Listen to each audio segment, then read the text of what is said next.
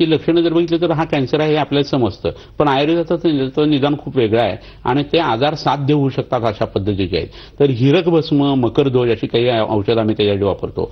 नाकामध्ये नस्य नावाचा प्रकार जो आहे तो आम्ही करतो तेवढ्यासाठी, आणि पंचकर्मातले बस्ती त्याच्यासाठी वापरतो.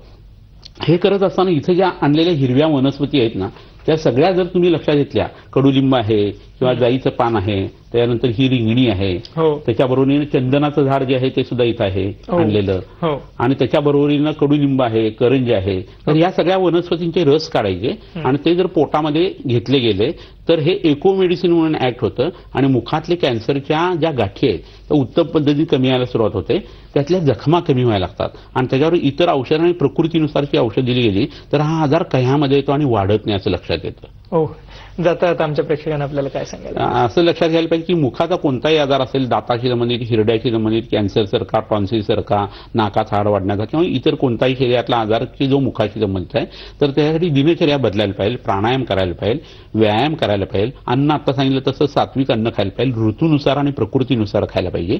आणि हे करत असताना पंचकर्माचा भाग एस्पेशली नस्य आणि बस्ती जर केले गेले तर प्रत्येक मुखरोगावरती तुम्ही विजय मिळवू शकता, अगदी कॅन्सरवरती सुद्धा. येस, मला वाटतं हा एक मोलाचा सल्ला वैद्यराज समीर गोविंद जमदग्नी यांनी आपल्याला जाता जाता दिला. आपण जरूर संपर्कासाठी जे नंबर आहेत स्क्रीनवरती बघत आहात ते जरूर टिपून घ्या आणि आपल्याला मुखरोगांविषयी अधिक काही प्रश्न विचारायचे असेल तर पुढील नंबरवरती विचारू शकता. आणि केवळ मुखरोगच नव्हे, सर्व प्रकारच्या दीर्घकालीन आजारांसाठी विश्वामृत चिकित्सालयामध्ये उपचार उपलब्ध आहेत, ज्याच्यामध्ये मधुमेह म्हणजेच डायबिटीज, ब्लड प्रेशर, हृदयविकारासारखे आजार आहेत, त्याचप्रमाणे संधिवातासारखा आजार आहे, गुडघेदुखी किंवा मणक्यांची दुखणी आहेत, दमा ॲलर्जी सारखे आजार आहेत, त्याचप्रमाणे विविध प्रकारच्या कॅन्सरवरती सुद्धा उपचार उपलब्ध आहेत. त्यामुळे जरूर आपण पुढील नंबरवरती संपर्क करू शकता आणि जर का आपल्याला अधिक मार्गदर्शन हवे असेल तर घेऊ शकता.